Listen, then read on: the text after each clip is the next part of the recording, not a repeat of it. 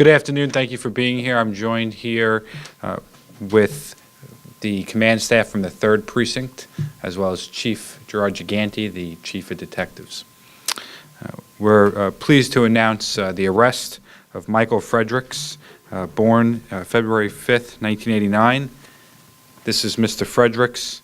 He's been charged with 4 counts of burglary in the 3rd degree in connection with his crimes committed against Our Lady of Lourdes Church in West Islip on Hunter Avenue. There were 4 burglaries of Our Lady of Lourdes in West Islip. The first one occurred sometime between March 22nd and March 29th. The second one occurred on April 2nd. The third one occurred on April 3rd, and the last one occurred on April 9th.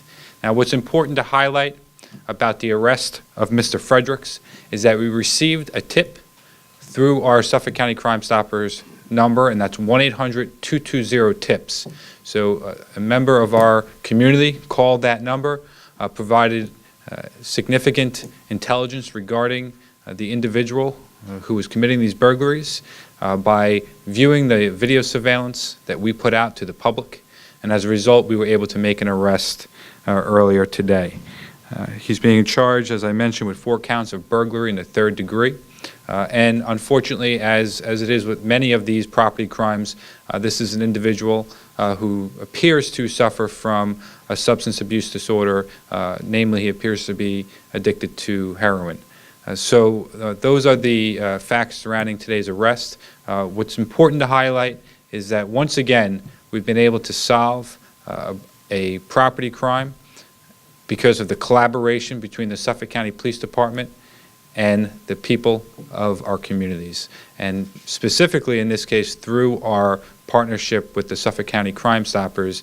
Again, that number is 1-800-220-TIPS. So as a result of great information provided by an individual of our community through Suffolk County Crime Stoppers and the hard work of the men and women in the 3rd Precinct, we were able to close this case. And this case is particularly important with the holidays approaching, with Easter Sunday approaching. Crime against a church is certainly disturbing, and this individual was stealing actually from the donation. So he was stealing to fuel his drug habit and taking away from folks who are in need as well. So we'll continue to keep the pressure on.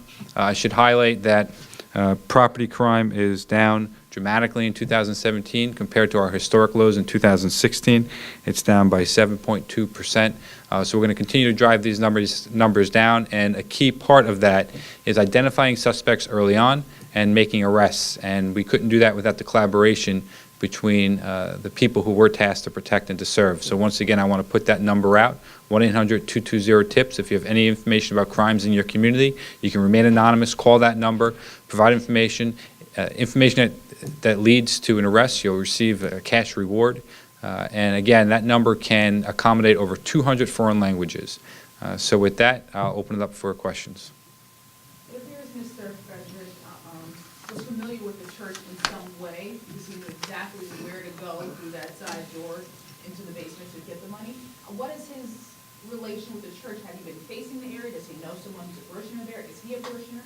Certainly, he is familiar with the church, and there was some information that folks had seen him on church premises on other occasions, and that's all I'm going to provide at this point. Where's he from? He's undomiciled at this point. He's a homeless individual. Oh, okay. He was living in his car. What kind of car? It was an SUV. I don't have the model. Do you have the model? Dark Jeep. A dark Jeep SUV. And can you spell his last name, please? Sure. It's a F-R-E-D-E-R-I-C-K-S, Fredericks. Does he have any kind of criminal record? Yes, he has 3 priors. He has 4 priors. 2 priors for criminal possession of a controlled substance in the 7th degree, forgery in the 2nd degree. Essentially, those are bad checks. And aggravated and unlicensed operation of a motor vehicle in the 2nd degree. Was he convicted of all of those? Do you know if they were convictions? Those are arrests, so that he wasn't necessarily convicted of all those charges. Can you just, I'm sorry, could you go over the one after the? Criminal possession of a controlled substance in the 7th degree on 2 occasions, forgery in the 2nd degree, and aggravated unlicensed operation of a motor vehicle in the 2nd degree. And how far does the record, excuse me, go back? That's his entire record. But do you know when it started? I don't have the date of the first arrest here. Most of those within the last 2 years. Most of them are within the last 2 years. Okay. And where is he now? He's in custody right now. Okay. Is there any bail or anything yet? Well, he'll be arraigned before a judge, and my understanding is that that has not occurred just yet. Okay. So the judge will set bail, if any. Is it supposed to be today, the arraignment? Probably tomorrow. It's now almost 4 o'clock, so probably tomorrow. Did he say anything? You know? We're not going to get into any statements that he may have made. It's our policy, actually, almost never to comment on arrestees' statements. But certainly, we're confident that we'll be able to prove these charges. What time did you arrest him today and where? What time was the arrest? It was early this morning, about 6:30. Approximately 6:30 a.m., and it was in North Babylon.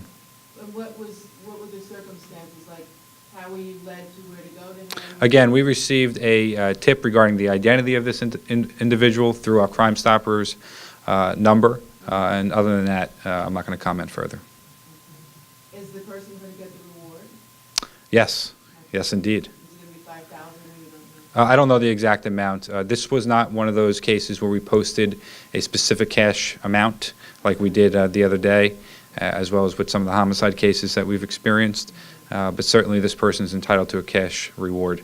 That amount will be set by the Suffolk County Crime Stoppers. I'm sorry, just one more question.